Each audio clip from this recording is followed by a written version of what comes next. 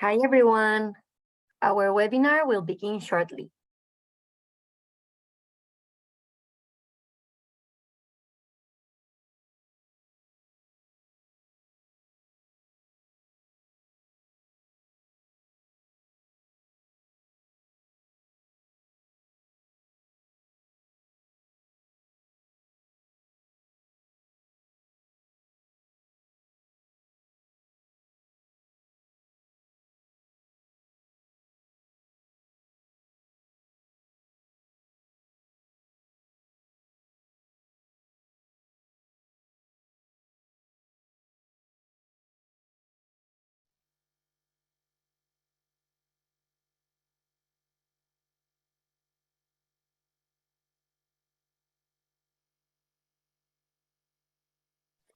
Hi everyone. Thanks for joining to our last webinar of the year. We're very excited to have you here. We have three amazing speakers for today's webinar. Bill BA has been analyzing consumer promotions for more than 20 years. In his current role, Bill leads the client and insights and analytics team, providing optimization and analytical services to CPG brands, including planning, execution, testing strategies, and post-event analysis. Bill's team also develops in-market promotion industry insights and trends publications. Dhanashree Yadav is our Senior Business Insights Analyst for the Client Insights and Analytics team. She pursued her master's degree in data analytics from Northeastern University, Boston, and manages promotion industry insights and trends publications and InMar. She also works alongside clients and internal stakeholders managing the custom data requests for promotion trends. And finally, we have Daniel Hansen. Daniel is our business analyst for the Client Insights and Analytics team. He holds a master's degree in business analytics from the University of North Carolina, Wilmington, and leads the shopper survey research at InMar. So thanks for joining. If you have any questions, please add them in the box and we will answer them at the end. I leave you with them. Thank you. Thanks so much, Bego. Always a pleasure. And hello, Dhanashree and Daniel. Thanks for joining today. Thank you for having me, Bill. Thank you so much, Bill. Welcome, guys. Welcome.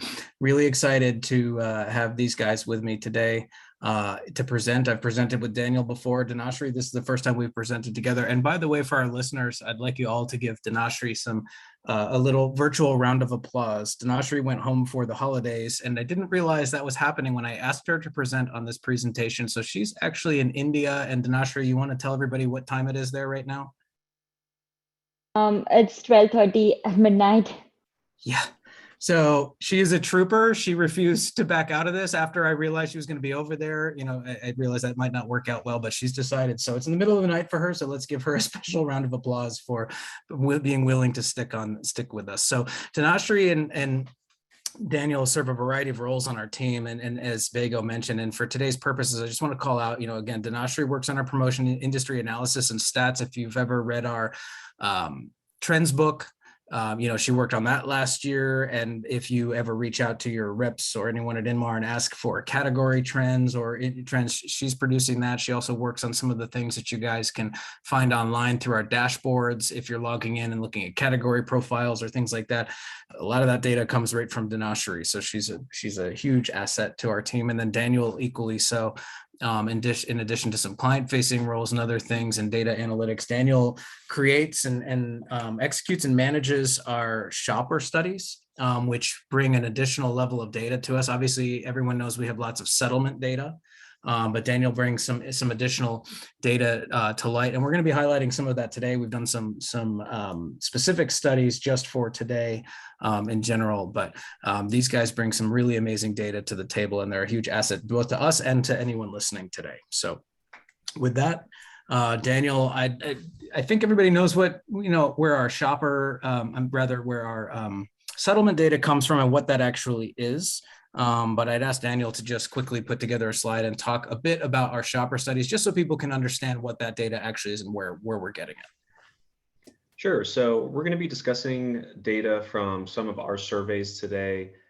The main one is going to be our Shopper Insight Study. This is the main survey that we run every year. We do it every month, and we are looking for recent shoppers in store or online shopping for groceries. And we do that month to month to keep track of any trending behavior there. And then we ran two different studies, two different surveys, one in October, one in November, the adult beverage study and a store brand study. So we were looking for shoppers who had purchased an adult beverage. And then again, we did one for store brand purchases. So those are going to be the surveys that we're referencing today. And without any further ado, I'll hand it back to Bill. Thank you, Daniel. And with that, let's jump into our agenda. So what are we going to talk about? We are, as we have in almost every presentation we've done this year, and you can probably understand why, we're going to talk a bit about inflation and its impact on shoppers and how rising prices have impacted shoppers' decisions and their feelings, what they're doing, and their feelings towards promotions, brands, and retailers. And then what's happening with incentives, right? So obviously for obvious reasons, we're going to talk about promotions, incentives, coupons, whatever you like to call them. Brands have made some tough decisions with promotions this year, and we'll explain what we mean there with that. But, given that, how has that impacted what shoppers are redeeming or what they're looking at? And then we'll have a few predictions for 2023, just have some fun and look forward and what we think might happen. But all of these things are important in terms of obviously running promotions and coupons and brands and retailers, but also for loyalty has taken a big hit this year. Loyalty is kind of up in the air and everybody's wondering, how do I maintain loyalty? And is there any loyalty anymore? So all of these things will support that, and we'll wrap ourselves around all of these as we go through. So with that, let's get right into the first section. And how inflation has changed shoppers, because it truly has this year. So Daniel and Dinashri, I'm sure we don't have to tell anyone about inflation or the crazy high rate that it is now, and over, in comparison in the last 40 years, it's at its highest. If you're listening in and you haven't figured that out by now in some way, please immediately send us the hidden location of the magic island that you're living on, because we all want to move there and get out of this inflationary mess. But joking aside, it's certainly had an impact. And so we've looked at a number of things. And again, a lot of this comes from the shopper surveys that we run. I think everybody understands that people are maybe buying less of things. And you may have seen some of this data in some of the webinars.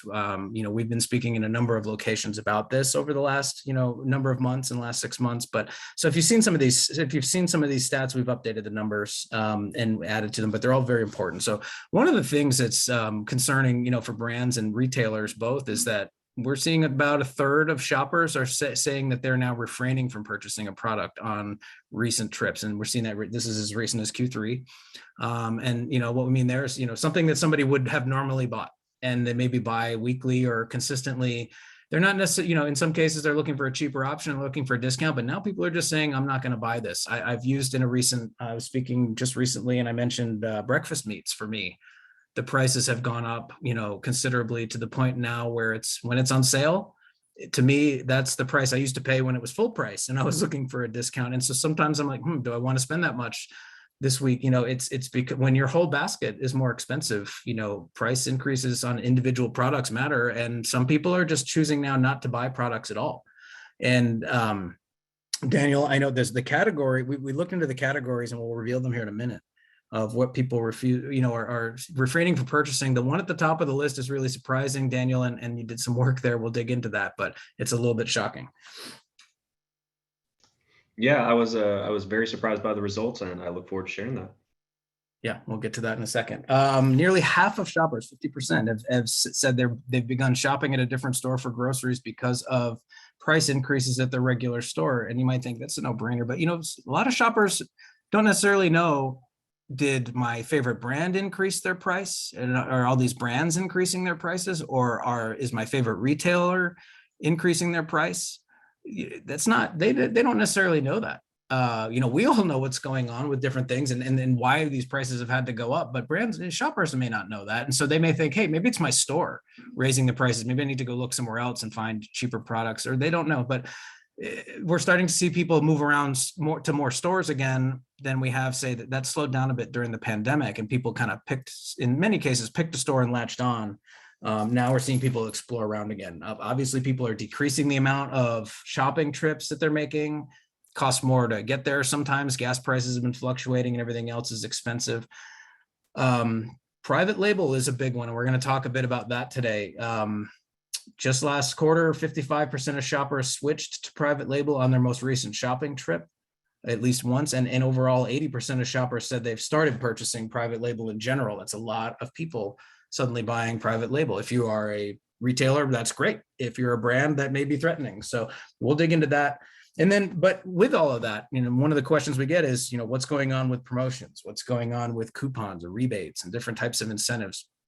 Are people still using them, and which ones? And we find that when we poll people, 76% of shoppers have said that coupons and discounts are at least moderately important with regards to planning for higher costs and inflation. And in fact, many of them are saying that it's very important. And, Dinashri, does that kind of align with, what we're seeing in our data? Yes, and we will see a little later in the presentation that shoppers are definitely using coupons, even if they're having trouble finding them. Great. Yep. I know Dinashri's got some really cool things to show as we get into that. So I mentioned categories of people refraining to shop, and it's really interesting. There's certain products that probably come to mind that people might refrain from buying. But interestingly, the adult beverage category is at the top of that list. And I found that kind of shocking. And we're going to take a little detour on this just to highlight, what happens if we dig into a category. But Daniel, I'm scratching my head. Yeah. I've heard the saying, when times are good, people drink. And when times are bad, people drink more. But it looks like there might be an exception here, and that's inflation. So we decided that it would be a good idea to kind of dig into this category a little bit more to understand why shoppers are pulling back on adult bev. So we were looking for adult bev shoppers, see what they had to say, why were they changing behavior. So the biggest takeaways centered around pricing and incentives. 68% of respondents put adult beverage items on their shopping list. So we knew that they were intentional about buying adult bev items, and they planned for them. And then 9 out of 10 said that they would utilize a rebate to buy sooner when we gave them a specific 2-week planning scenario. So if we gave them a scenario where they had to purchase an adult bev item 2 weeks in advance, whether for an event or to replenish their stock, and we asked if a rebate would move that window forward a little bit, if they would buy sooner as a result of the rebate, 90% of people said yes, they would. And then 44% reported that they did not use an incentive on their purchase. So we see 90% of people saying, yeah, they would use an incentive, in that scenario, but 44% said they did not on their last purchase. And for incentives, it's coupons, rebates, or markdowns. And then 36% said they didn't know where to look for the incentives for adult beverages. We know that there might be a little bit of red tape around adult beverages, but still some people having a hard time finding them. And when we asked them, how can we get them to switch back from either a store brand to a name brand or to begin buying again if they stop, the most reported answer was a regular discount or promotion. That was about half of people said that was the fact. And just some quick notes about the brand trial. We had 55% of people saying that they were open to trying new adult beverage brands, and 60% said that flavor or style was the biggest factor, the strongest factor, the very important factor for them when deciding that, followed by recommendation and a discounted item. So all that's to say that adult beverage shoppers have been cutting back due to inflation. They plan their adult beverage products just like they do grocery items. They want to use incentives, open to trying new products, but they need some help finding them. So helping them find the incentives and differentiating through your flavors or style, that was the biggest opportunity, Bill. Great, all good stuff. And speaking of, you mentioned rebates in there.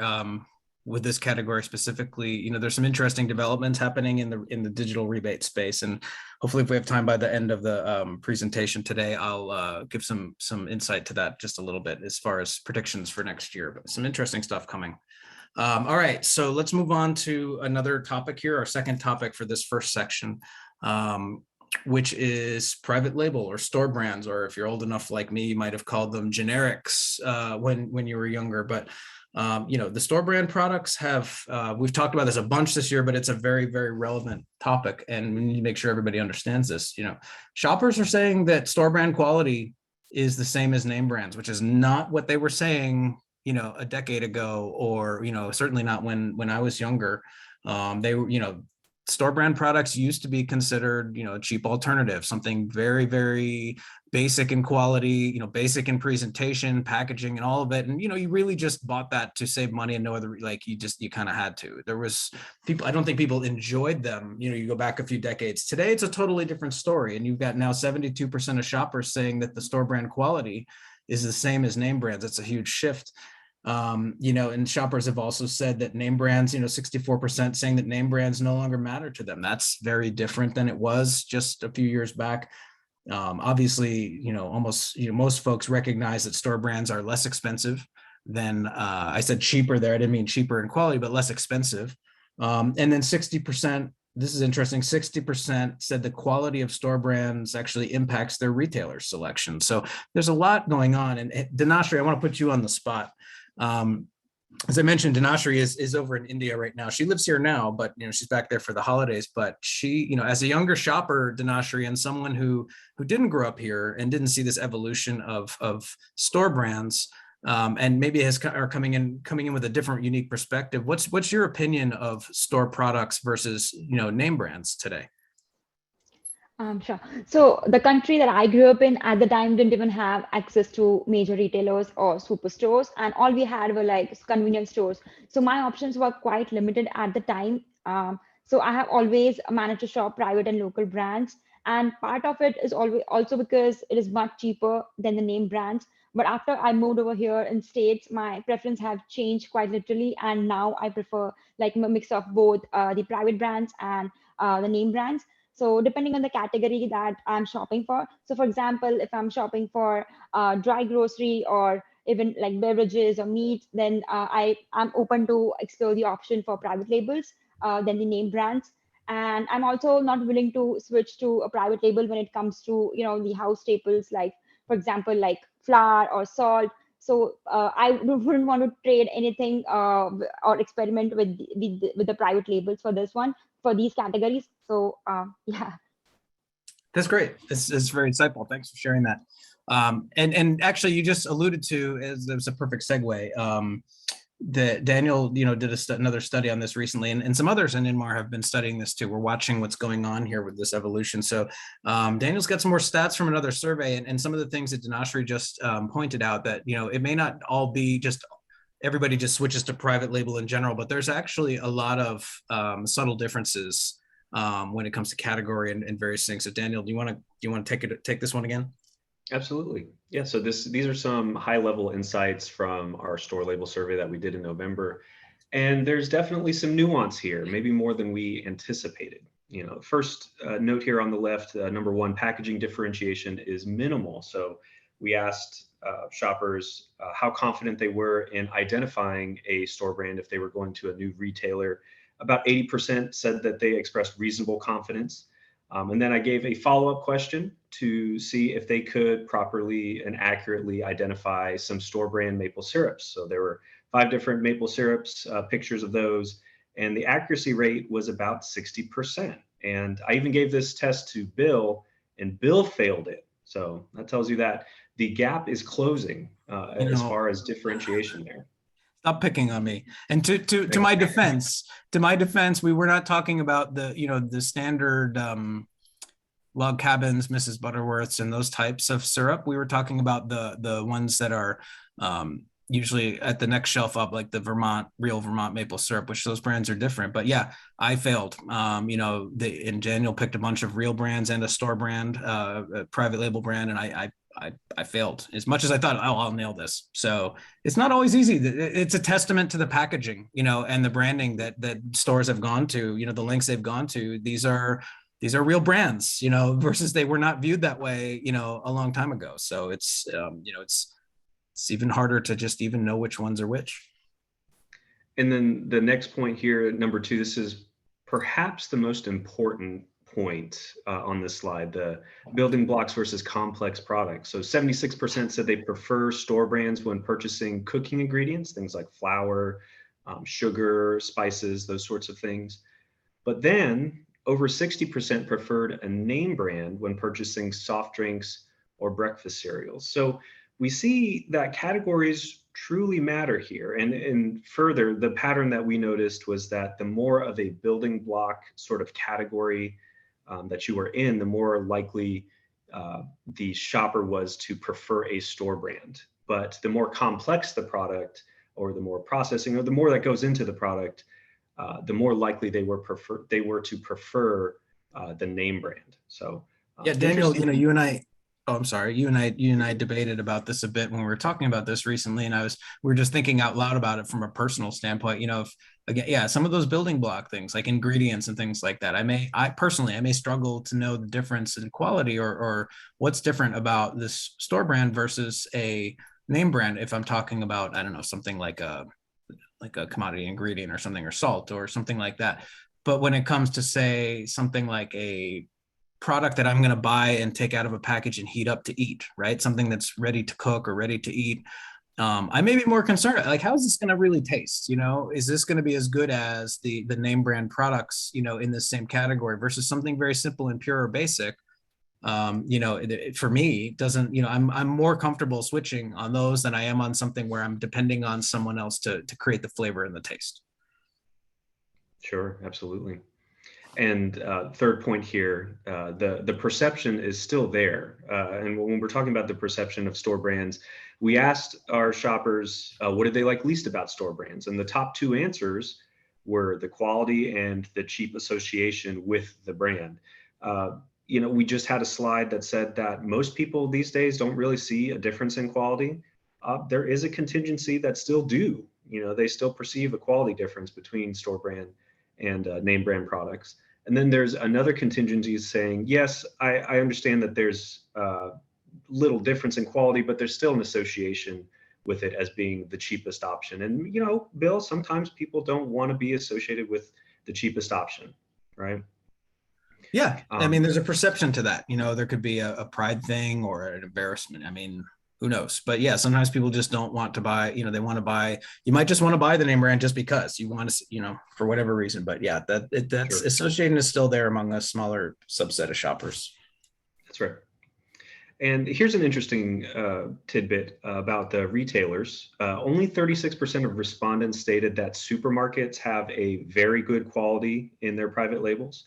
But when we asked about that shopper's specific retailers, the ones that they normally visit to purchase private labels from, not a single retailer received lower than an 80% rating of very good quality, meaning that the shopper's perception of their retailers, their normal retailers, their perception of that retailer's private label was very high, but their perception of all of the retailers that they do not visit was very low. So there could be a little bit of a confirmation or a familiar bias there.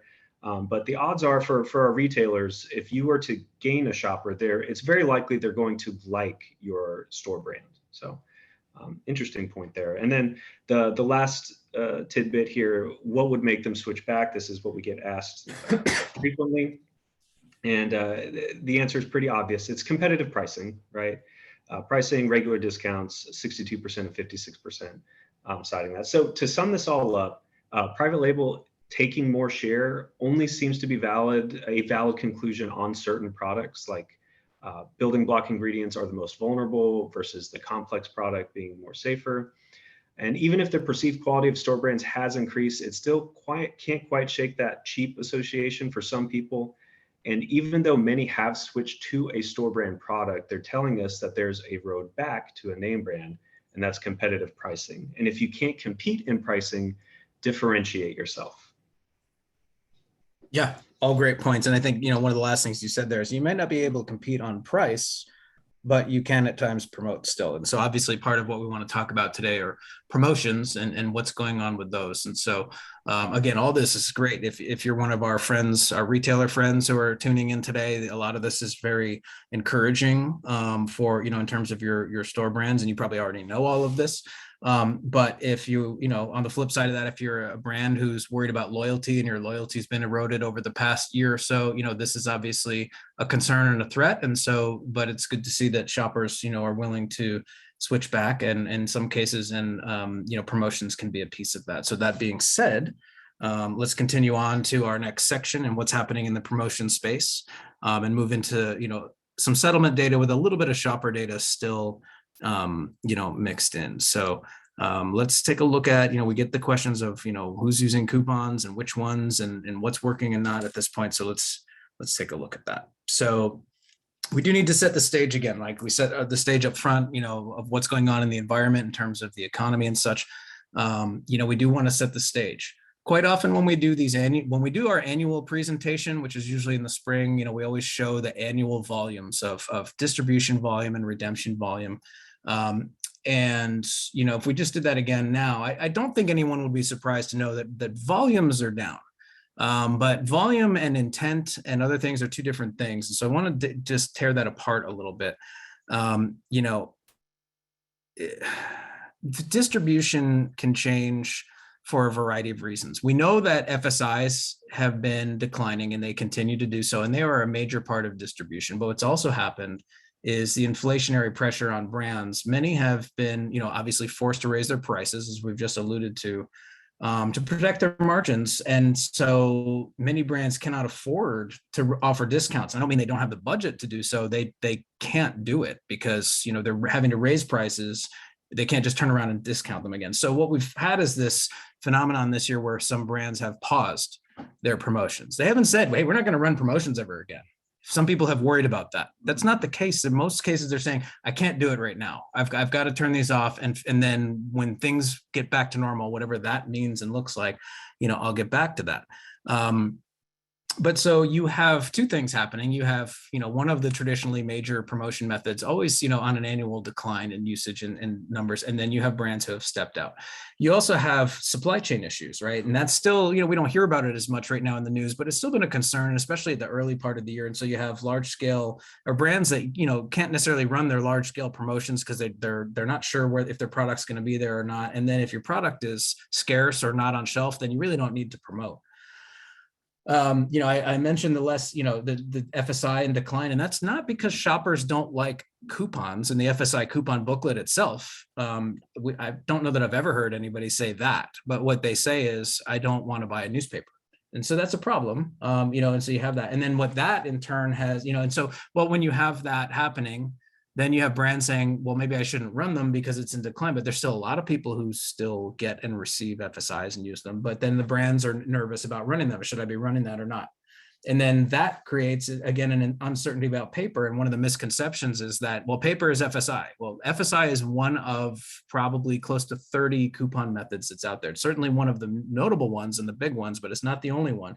But because the FSI is in decline, again, because of newspapers and not because of what's in the FSI itself, people assume that all paper is in decline or is at risk, and maybe I shouldn't do it. And so people have kind of been nervous about all of that. So what it all boils down to is, yes, of course, there are less coupons in market being distributed this year. And of course, what that's going to mean is if you have less distribution, you're going to have less redemption, right? But what I want to make sure people understand is, unlike prior years where it was like, oh my gosh, redemption is falling, shoppers don't care about the coupons we're putting out anymore. That's not the case. Shoppers care, and we'll demonstrate that here in a few minutes. The problem is we've had an environment that wasn't necessarily favorable to brands putting as many coupons out there as they have before. We think that will change over time and will bounce back. But Dinashri, based on all these things, if we were assuming that all these were to be true, and some people have predicted that we would just see this constant falling of coupon volumes month to month this year following the FSI and other things. Is that true? What are you seeing in the data?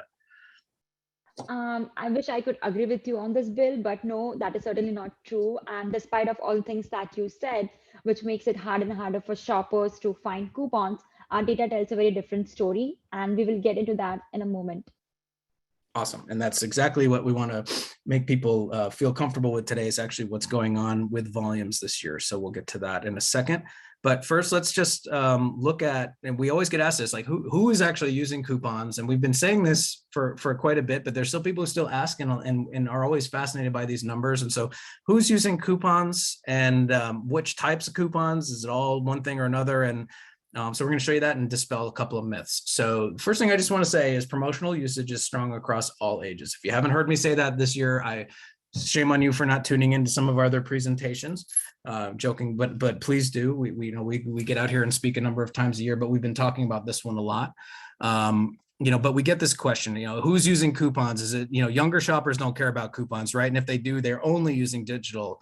And does anybody use paper anymore? Nobody uses that, or only old people use paper and they don't care about digital because they don't use smartphones and all these other things. Well, some of that was true.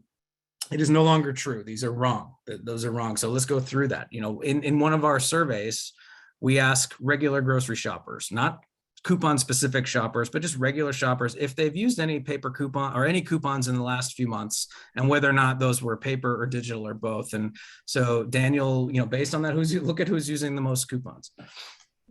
Sure, and I want to point out here for our listeners that I don't think that they can tell based on the audio, and I don't know if they can tell through the picture of Bill, but Bill is, and this is true, Bill is over 93 years old, and he's using digital coupons, okay? So it's interesting to see young shoppers are the segments that use coupons the most, and around 3/4 of Gen Z and millennials reported that they use digital coupons the last 3 months. And they also said, a large portion of them said they use paper coupons. So if you think paper coupons are gone, or they're only used by older shoppers like Bill, you're wrong. Paper is definitely not gone. Okay, where did that come from? I'm not that old. I mean, I'm not. Back in my day, we had to make the coupons by hand and walk up. No, actually, that would be fraud. So let me take that. We're not making any coupons by hand. Sorry. No, I'm not 90 years old. I fit somewhere right in the middle of this. In the middle of this, maybe a little towards the right there. I'm in the Gen X for sure. But that's right. I mean, let's look at older shoppers, because, I've had this argument with brands that I work with that are, catering to older shoppers, that they have to make the bulk of their spend on paper because there's no usage of digital, coupons in older shoppers. Well, that was the case, and, over the last few years, we've seen the digital bar grow. And actually, when we presented in the spring, the digital was the only one that was, boomers were the only ones where digital usage was still lower. And now it's eclipsed paper. So, but that doesn't mean that paper is not important, because look, it's almost equal. If you're trying to reach the boomer segment, you can use both methods, and you probably should be using both types of methods. And for all these other, categories, it's not like 5% or 10%. I mean, in some cases, 50, the lowest here, 42% of Gen Z saying they're still using paper. So, it's important to understand it's not all one thing or another. It's very clear what type of method is leading the way and what should probably be the focus of a budget and a method mix, but that there's still a mix, and it's not all one thing or another. Brands should be considering both. Well, it's great to see that so many shoppers are using coupons, but we always get asked, like, are we just subsidizing purchases that were going to happen anyway, or are we changing any behavior at all? Yeah, that's also important. I mean, obviously people are, brands run coupons to move volume, right? Or to get trial, but, are we actually changing behavior, or are we subsidizing? And I'm not going to go too far into this today. We have talked about this a bunch recently, but just to give some examples, when we've talked to shoppers, and again, this is based on our survey data, but what shoppers are telling us. So if I take the digital portion of the prior slide and we look at those stats, so boomers, 59% of boomers said they used a digital coupon. Of those 59% who did, 65% of those said it changed their behavior. Within Gen X group, 84%. I find this hard to believe, but the numbers are what they are. 91% of millennials who used coupons said that it changed their behavior, and 86% of Gen Z said. So what do I mean by changed behavior? So obviously subsidizing, usually that's not what people want. And that's just, okay, this person was going to make the purchase and we just gave them an additional discount and they would have bought it anyway. So that was kind of pointless. Well, unless you're just trying to say, let's just keep them happy and not want them to switch later. But a lot of other things happen when people are using coupons, and some examples, and we have stats on all these and we can dig into it. Reach out to us if you want to know more. But an example could be, hey, I bought sooner, right? So maybe you have somebody who buys something once a month on a cycle, they need it once a month or once every 2 months or once every week, or whatever it is. But because they got a promotion, they found a coupon, incentive, a rebate, whatever they used. In this case, digital coupons, sorry. They bought sooner. They changed their purchase cycle a bit and they bought sooner. So that's a good thing. More interesting and more importantly, many said they bought more than they normally would have. So, stocking up, which again can be great if you're worried about loyalty. The longer you can keep, your product on shelf in the house, the longer, maybe the longer, the better for loyalty. You'll keep people thinking about your brand and things like that.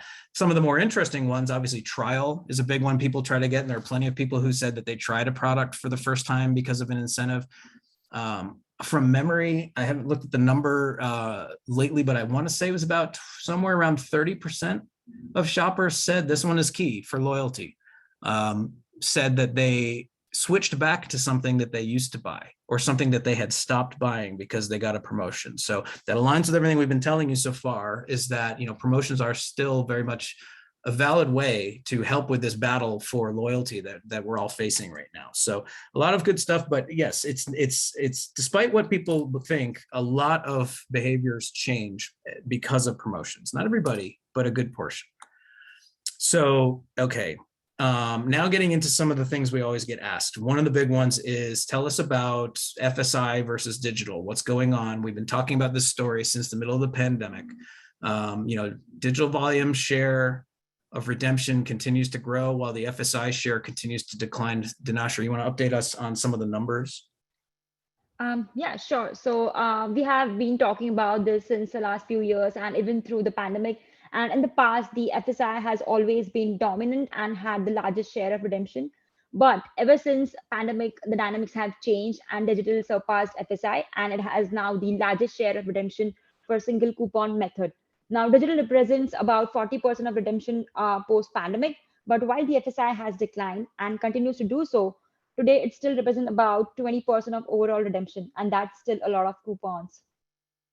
Yeah, I mean, a lot of people say this, and there were some people in the industry as much as 2 years ago saying the FSI won't last through the end of this year, and it's still around.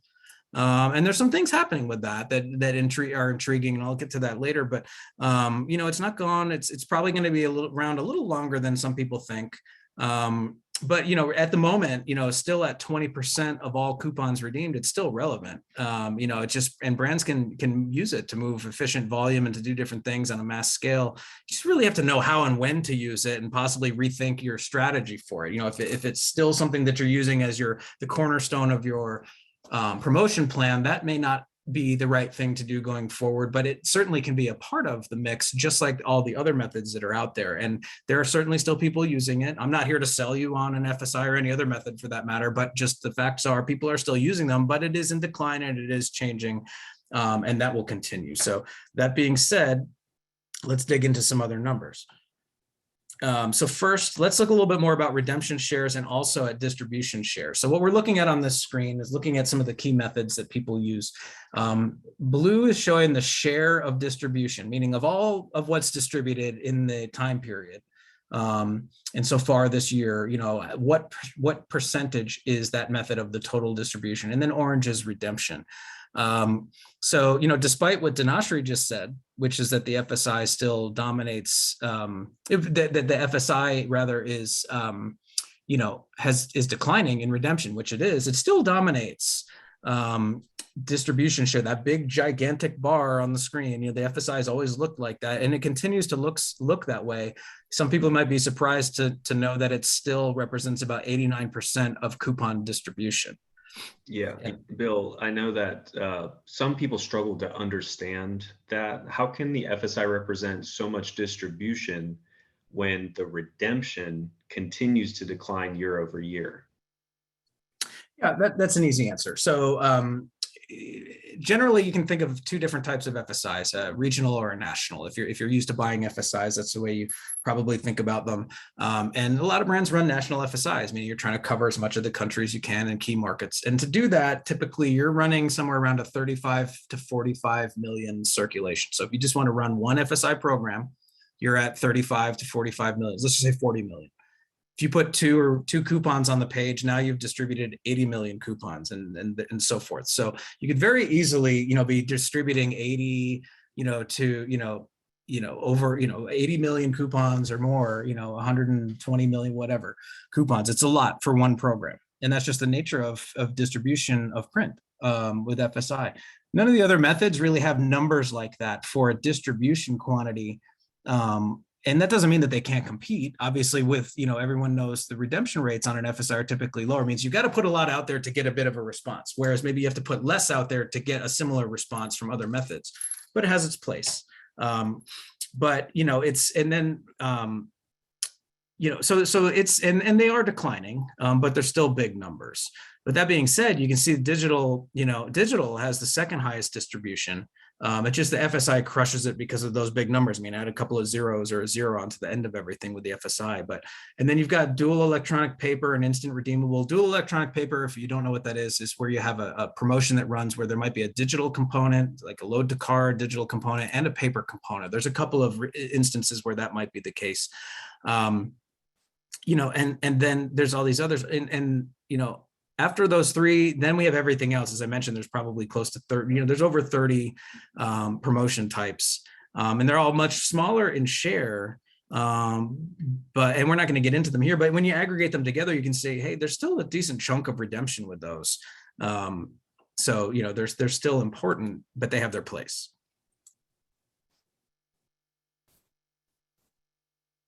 And Dinashri, did we lose you? Let's see.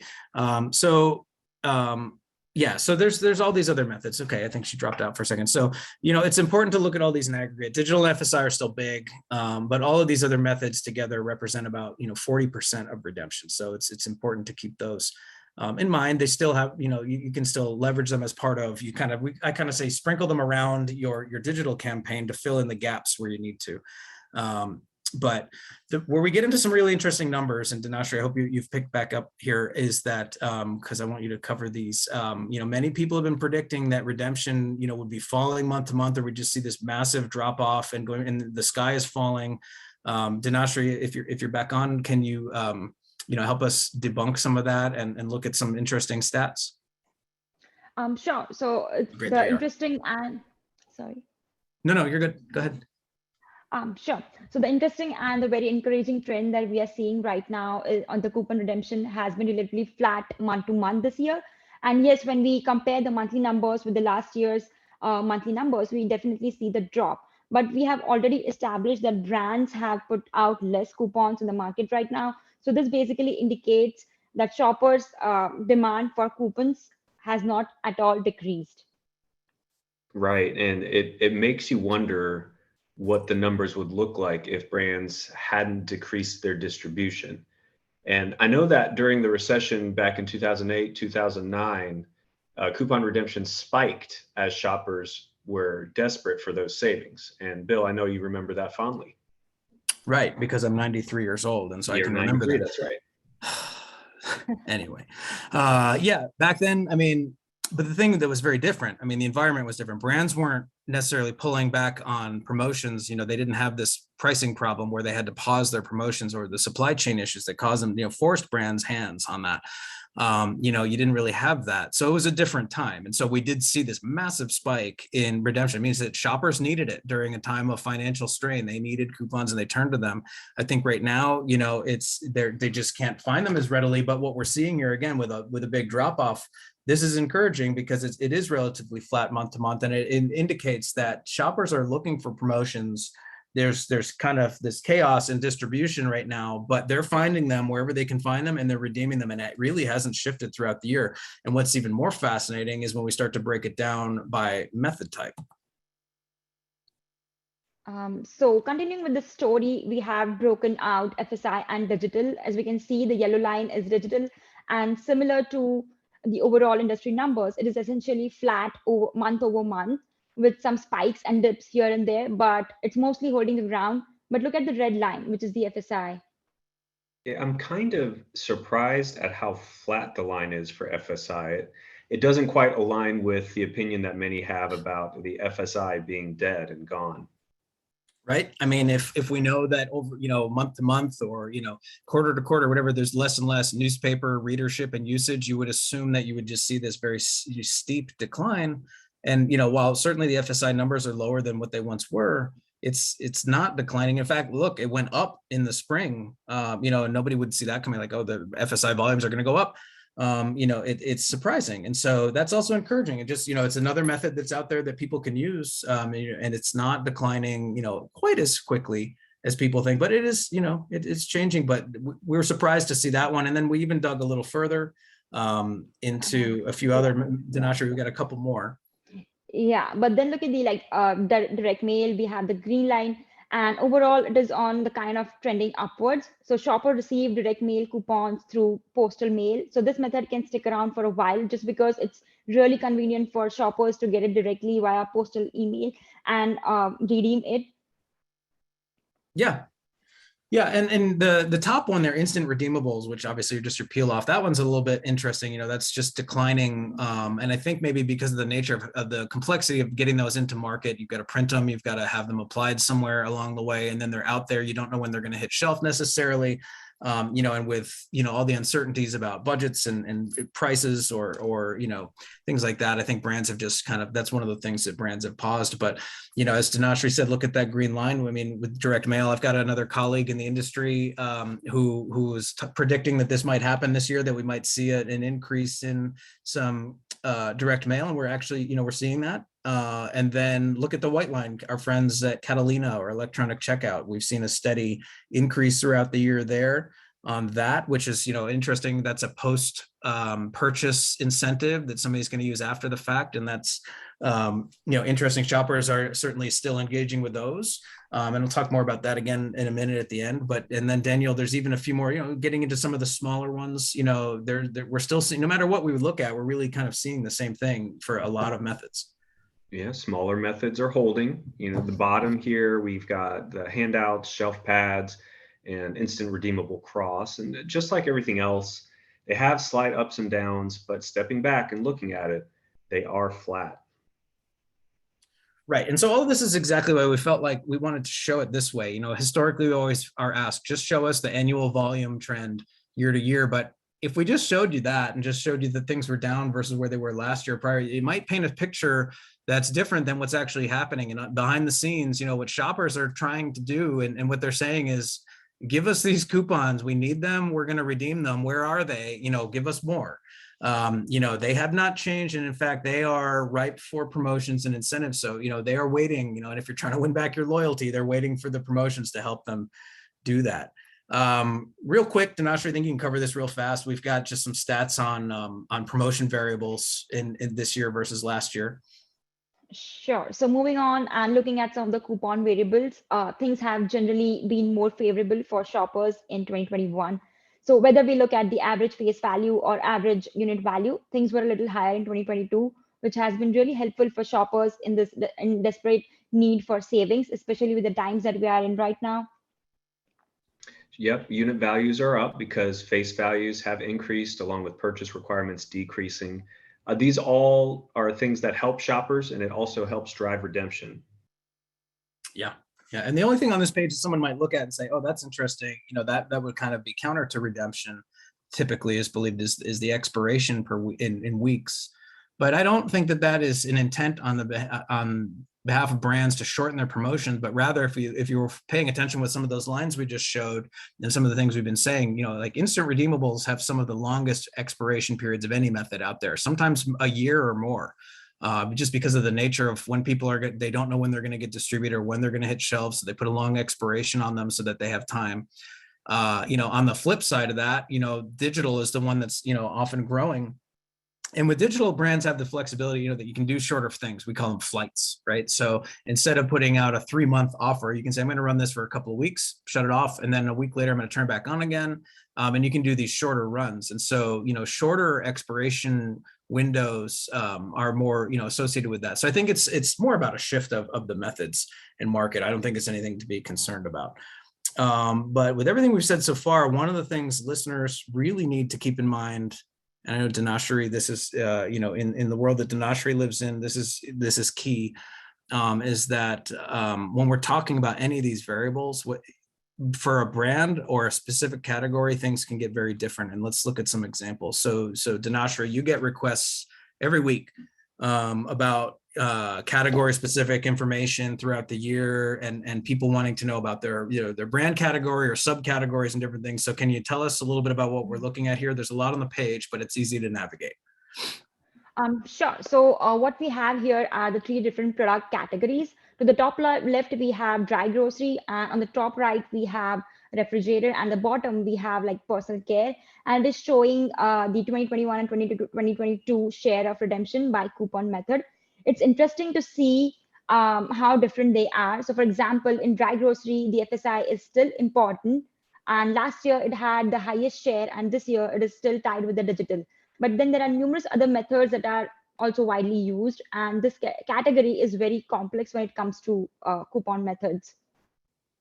And it's interesting to see how different the refrigerated category is. And digital has been dominant for the past few years, along with dual electronic paper, which is the one promotion that has the digital and paper components.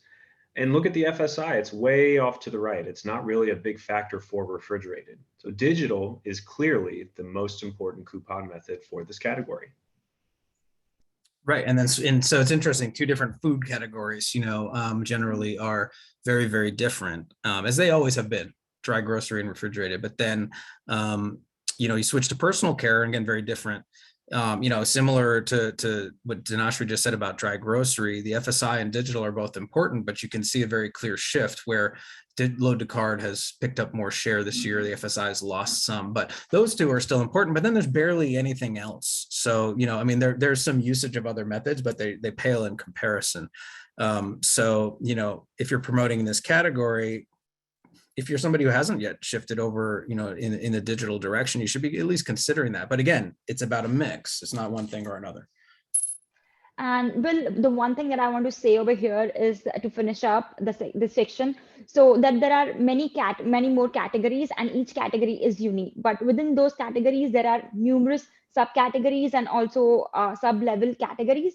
And further, as we more dig down, the things may vary. So it is critical for brands to make sure that they understand the unique promotions variables and methods that are important to their specific products, and to not just take the high level industry trends and use those to make larger decisions.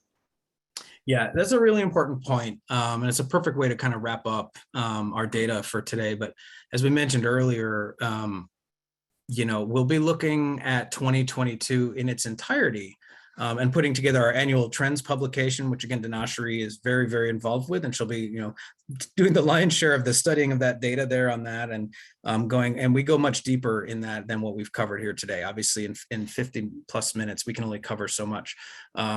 And we'll have another webinar in the spring as well. So in the meantime, our current trends book is available. And if you aren't already using them, we have a lot of our trends material are available online, including you can dig into category information and utilize a lot of tools we've made available. So if you don't know about how to reach those, just reach out to your favorite Inmar contact or your settlement contact and ask them how you can access, our online category and promotion trends. So with that, that wraps up the main content we wanted to cover for today. Again, this is kind of like a check-in here as we're wrapping up the year. Our full analysis of the year will happen in a few more months. But it looks like we have a couple of minutes left. So we thought we'd do a few predictions. These are not, please don't hold these to us. These may or may not come true, but we feel like there's evidence behind all of these, and some of these are interesting. So just some fun things to think about as we wrap up the year and enjoy the holidays and wonder what's gonna come in 2023. So first, with digital coupons, we expect to see more growth. We still have a lot of brands who come to us who are trying to figure out how to change or rethink their annual plans, and they're shifting funds from FSI or from other traditional promotions to digital. So we expect to see more of that shift and more budget shifting from paper to digital. It feels like a natural progression. One thing I want to point out there is that brands should be educating their shoppers.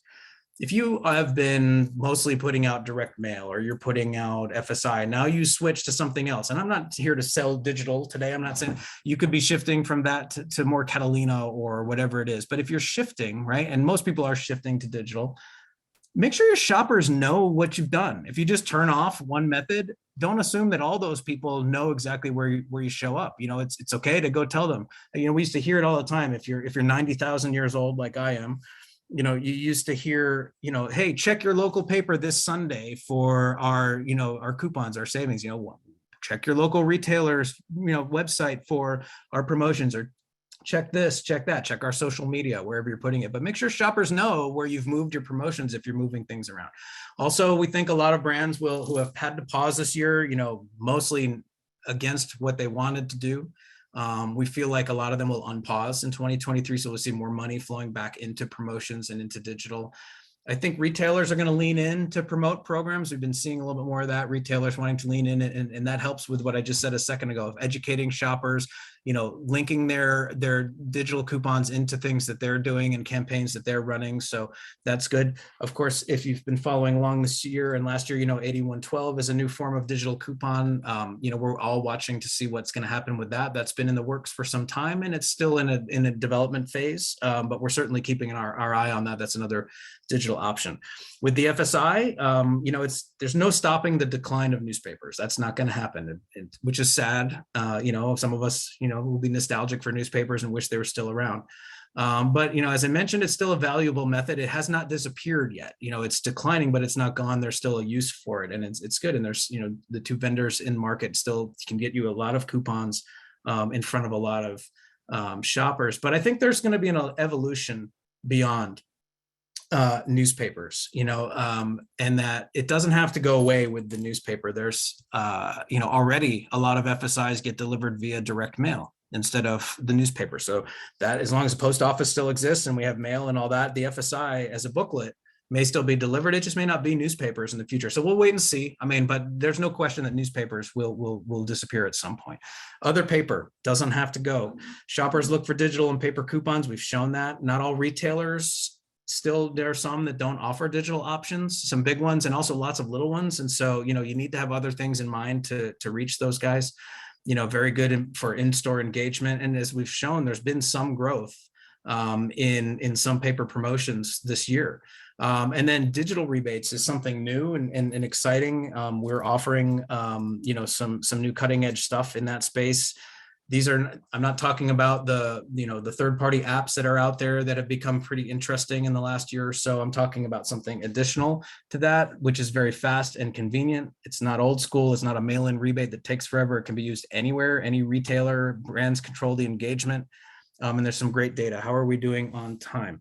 We've got a couple of minutes. Okay, unless Bego, you stop me. I'm just gonna go just a little longer on this because I think it's interesting. Yeah, Okay, just stop me when you need to stop me. Just before you continue, we have a question. Oh, sure. They say that you have a great information. Thank you for sharing. And if you have any similar study about rebates. Well, here you go. So yeah, and in fact, that's a perfect question for this moment. So, you know, there are different types of rebates in market. There are, as I mentioned, there's some people, what people call rebates, which are some third-party apps that have become interesting over the last few years, and people are certainly experimenting with those and seeing what they can do with that. And then you have your traditional rebate, which you had to mail in and took a long time. We now have some pretty cool solutions for digital rebates that really align with shopper demands. And here's some studies. I mean, 75% of consumers tell us that they'd prefer to submit rebates digitally. We've moved in that direction, much like coupons have shifted from paper to digital. Rebates are doing the same. Only 17% want to mail those. I mean, who really wants to mail it and wait around for weeks for a payment? Nobody does. If the rebate submission takes less than 2 minutes, 51% of shoppers said they would complete the process, even if the rebate amount was less than $1. I can guarantee you there's very few people who are going to mail in something and then wait a number of weeks for $1. But if we can just do it real quickly, and that can be as simple today as a text. You see a text this number, show us your receipt, and you get payment within a few days. 83% of respondents are likely to submit a rebate if they will receive payment within a week. We can do that now. And then they ranked where, they want to get paid: PayPal, Venmo, virtual prepaid card, or a physical prepaid card. They're not saying, I want to accrue a balance and wait to get paid later, or get, an Amazon gift card or something like that. They want cash. And this option, different than some of the apps out there, and I'm not knocking them, but what's different is you don't have to wait to accrue a balance. You get a payment immediately. And that's where I said a second ago, the brands control the engagement. I know we're just out of time here, but this is a direct one-to-one engagement between a brand and a shopper, and they're getting payment from you directly to their PayPal or Venmo. They're not accruing a balance and getting paid by a third party, which makes it a nice, different alternate option. And you really control that. And then you learn things about them that you're not going to get anywhere else. You're going to know their name, you're going to know their email or their phone number, and you can engage with them. And that that's a shopper who was willing to make an effort to engage with you, and now you know who they are. And these are things, where do you discover these? Well, you can have a QR code on a package. You can have a QR code on a shipper. Imagine you're a brand that doesn't have distribution enough yet to justify a big, massive scale promotion. You can put a QR code wherever you want to. More importantly, you can put it right on your branded website. And you can just say, hey, if you find our product, no matter where you buy it, doesn't matter if it's at C-store or mass or club, wherever you bought it, we want to give you a discount, and we can engage, and then you control that. So it really opens up some more options, and it also fills in the gaps. Think about the adult bev category and these other places. It fills in some gaps where you can supplement what you're doing with digital coupons, and now you can fill in those gaps, but also do some other neat things. So again, I'm not here to sell that today, but if it sounds that way, it's just something I'm excited about. Certainly we do have that in Inmar. If you want to understand that more, you can reach out to your rep and talk to them. But I feel like this is something that creates a solution for a lot of what shoppers and brands have been asking for this one-to-one and the data. That's going to be really exciting to watch. So we'll see how that goes. So I apologize. I think we've just run over. So I will stop talking. That's what us 93-year-old people do. And Bego, I'll turn it back over to you to wrap up. Perfect. Thank you, guys. We don't have any other questions, but thank you for attending. We will send you this deck and the recording on a post email. So if you have any questions, please reach out to us. Great. Yeah, please reach out with questions. We have a lot more data to share. Thank you. Thank you, everyone. Thank you, everybody. Thank you, everyone.